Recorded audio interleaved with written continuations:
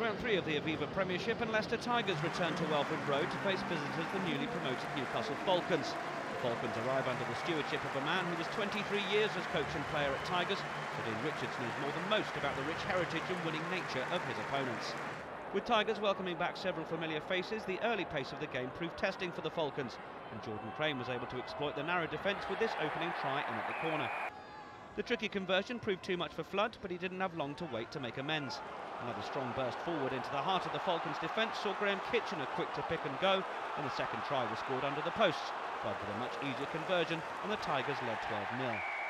The Falcons' strategy was clearly to try and force the Tigers to play from their 22, and as they did so, a resulting penalty allowed Rory Clegg to add 3 points. And he doubled the tally shortly afterwards when another foray into the so-called red zone saw him opt for the drop goal to make it 12-6. But the Tigers came again, some swift handling seeing American Blaine Scully finish as try-scorer, Leicester taking a score of 17-6 into the break and looking comfortable. The second half was 11 minutes old when the home side managed to notch up the 4th try bonus point. Great interplay between forwards and backs, finally finding Dan Bowden, who touched down for another simple conversion for Flood for 24-6. The final score came in Tigers' colours again, as their third attempt at a catch and drive from the line-out eventually paid off. As the Tank Waldron, the man to score his first try of the season, Owen Williams wrapping things up with a conversion.